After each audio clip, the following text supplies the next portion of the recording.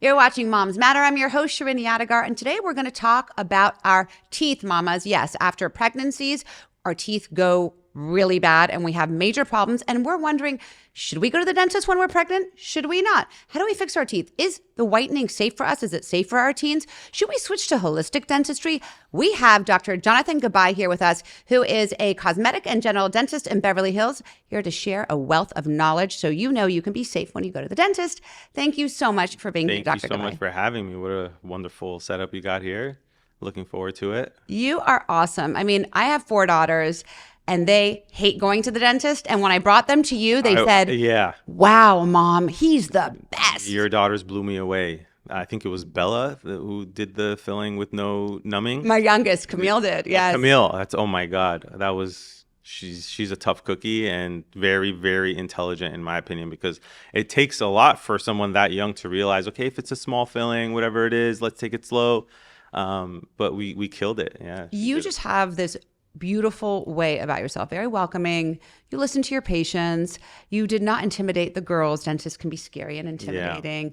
And you are younger and understand everything that's new about dentistry, which in my opinion is the way to go. I don't really want to go to an older dentist. I want to Right. talk to someone like you I who appreciate knows that. what's new and what's happening. So I want on that to talk about holistic dentistry. Like that's Yeah. the fad. I've read a lot about it. My Okay. generation. What does that mean? What is holistic dentistry? So holistic dentistry is mainly not just treating specific things in your mouth, just someone coming in for one tooth pain, and you're not really treating the whole mouth as a whole. You're not treating the body as a whole. So a lot of times, dentists catch systemic diseases because there's, something that shows up in the mouth that gives you a sign maybe the rest of the body is dealing with something. So, specifically with moms and stuff, that shows up a lot because, they don't really take care of their teeth when they're pregnant.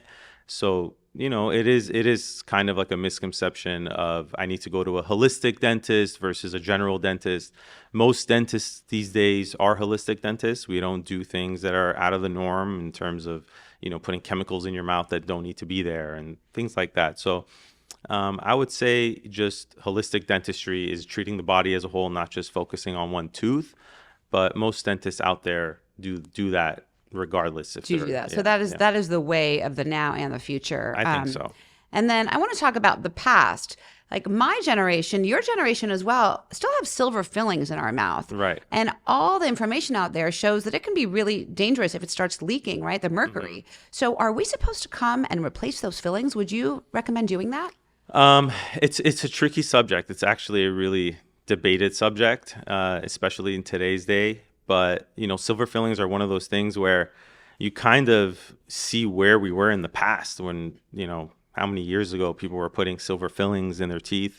Even when I was in dental school, they were teaching us how to put silver fillings in people's teeth just in case you need to do it or just in case you need to deal with someone that has silver fillings. But the approach I take, I would say, with silver fillings is, every case is specific, right? If you're able to replace it, I would, but you really got to make a decision if it's worth it, right? So a lot of these silver fillings that people were getting back in the day are really, really large, and they, almost half the tooth is a silver filling, or, you see it expand from one side of the tooth to the next. So you really got to, attack it in a way. If we're going to take it out, what are we going to replace it with, right? So nowadays, there's so many better options in terms of not even just putting a composite restoration, but putting porcelain.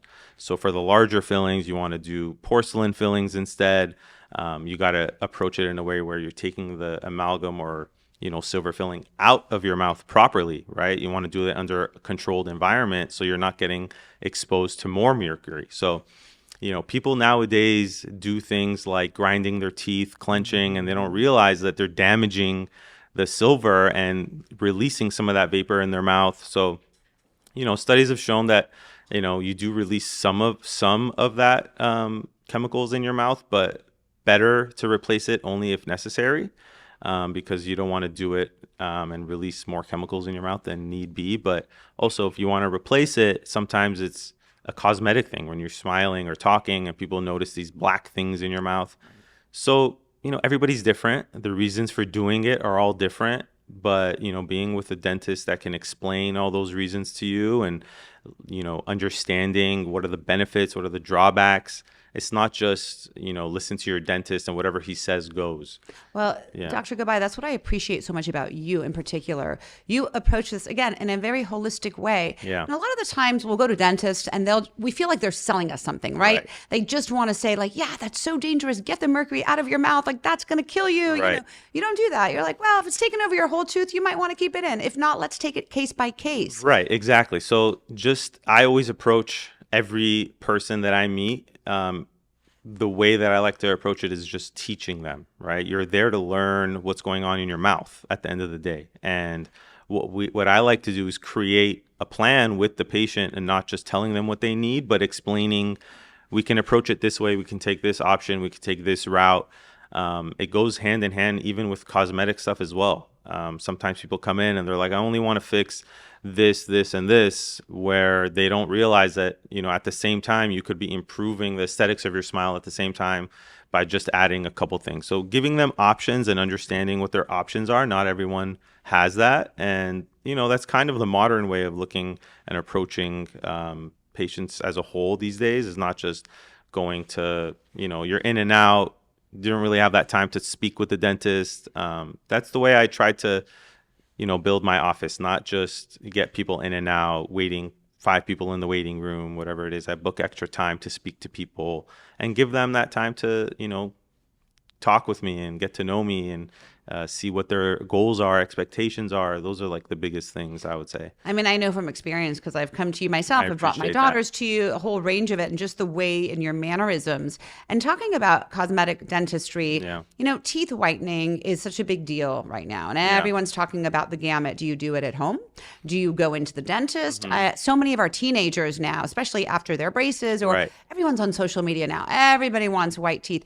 Is it safe to do these like home strips for our young teens? It is safe, and it is, I wouldn't say recommended, but for especially teens that got braces off, teens that are going through puberty and whatever it is, it's such an easy way to get that little boost of a nicer smile. Because let's face it, teens aren't doing veneers, teens aren't doing, extreme treatment plans. What they're doing is braces and Invisalign.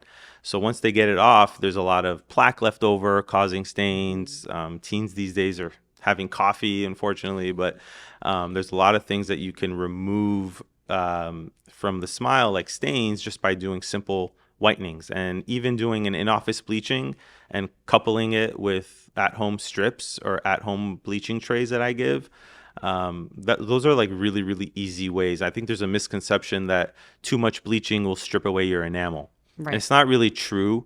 The solution that we use for bleaching just removes the stains. And sometimes people get sensitivity and they think that sensitivity is because they're damaging their teeth. It's not really the case. The sensitivity comes from dehydration of the teeth, and different techniques dehydrate the tooth more ways than others. Like the ones that use the light. Have you ever seen the blue light that people use to do the whitening? That dehydrates the tooth exponentially more than other ways of doing it. So I don't use a blue light. Causes too much dehydration and sensitivity of the tooth. We just use the bleaching solution in the office. It's about an hour session, and it gets rid of almost all the stains that you have in your mouth. And then I give you some take-home trays to do at home once a week, once every few weeks. It's a 20-minute session. So it's very controlled. People that abuse it and do too much of it might get, more dehydration of the tooth and more sensitivity, but the enamel is intact. We're not like stripping. It's not an acid solution that's stripping away your enamel. So it is overall, it is safe. There's a lot of misconceptions in dentistry. So this is why it's important to talk about these things. And you're doing a really good job of it, especially for these moms. Yeah, no, it's important talking about moms, when we're pregnant and with our children too, we're really worried about x-rays, right? Yeah. So even when I take my girls and I'm like, oh, I don't really want to take the x-rays, but you have to take the x-rays. Right. And when I was pregnant, I actually didn't go to the dentist because I was scared. Is that the right thing to do? So no, it's not the right thing to do. It's the opposite of what you should be doing. It's funny because I see that a lot, especially at my age. A lot of my friends, their wives are getting pregnant. Our friends are having kids. And what I'm noticing is that they're not going to the dentist. They think, every 6 months, let's go to the dentist. I'll just push it 9 months. I don't want to be exposed to any radiation or x-rays or things like that. And right, that is right. You don't want to take x-rays when you're pregnant if it's not necessary. And that's what dentists do, right? Especially first or third trimester, you don't want to take x-rays. So the thing that they don't realize, though, is that when you're pregnant, it's probably the most important time for you to keep bad bacteria and bad, things that are in your gums, get that out of your mouth. Because when you're pregnant, your body circulates blood flow a lot more, right? Your heart is pumping blood for two people essentially. So any bacteria that's in your gums very easily put into your system, to your blood system, and that can cause issues with the fetus, premature births.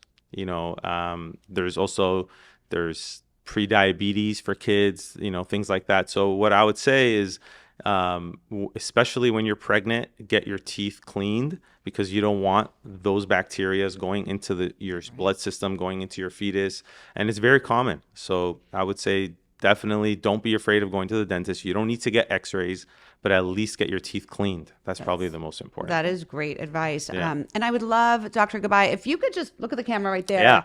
And tell moms out there the number one thing everyone should be doing to prevent, major problems in for them and for their families. What should they be doing? The most important thing to do at home is good oral hygiene, meaning brushing and flossing, right? Brushing in the morning is important, but brushing at night is the most important thing, because at night when you sleep and you leave bad bacteria or maybe leftover food in your mouth, that's when the stuff happens. That's when bacteria eat away at the food and cause cavities. So brushing and teaching your kids and doing brushing at night and flossing at night is the most important thing, and brushing in the morning as well. So brushing 2 times a day and flossing. You will only need to go to the dentist for cleanings and hopefully no injections and no cavities. That's all you need to do. Brush and floss. It's as simple as that. And nowadays, brushing with fluoride toothpaste and hydroxyapatite toothpaste, those are the most important things as well, because that's what's reinforcing your enamel when you're brushing and flossing. So there's a lot of, different people that think different things about different toothpastes. But if you're not brushing with the right toothpaste, you're kind of not really helping yourself. So that's also important. And how do we get our kids to brush and floss? That's the hard part. Have you found the secret sauce to that? Have I found the secret sauce to getting kids?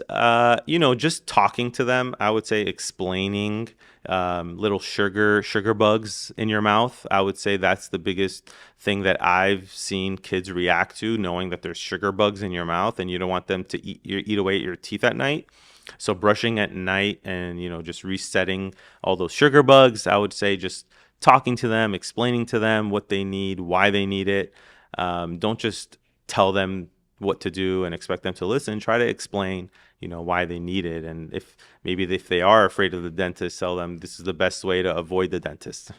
That's a good way. How to avoid the dentist. Right, there you exactly. Go. Except if it's you. And then they actually look forward to coming and seeing you, which is really extraordinary. It's true. We try to create a nice environment for our patients, especially kids. We don't see a lot of kids, but when they do come, I think we created a more calming and neutral environment. It's funny because a lot of these pediatric dentists, they have these environments that are very stimulating nowadays, and there's colors everywhere and things like that. So recently it's been proven that more calming, neutral environments, especially for kids that are dealing with autism that is on the rise right now, a lot of that stuff sets a better environment for kids, I would say. Well, it's a great environment, and you are a phenomenal doctor. I appreciate that. And I am so happy that you took time out of your very busy schedule to come in and share a wealth of knowledge. Anything for you. You really are. Amazing. You're amazing. Thank you so much for being here. Of course, anytime. You saw it right here on Moms Matter, Dr. Jonathan Gabai. Follow him if you don't. You can DM him, call his office if you have any questions. He sees teens and adults, and I have to say it is probably the best dental experience we have had as a family. So I thank you for that, and we'll see you all next time right here on Moms Matter.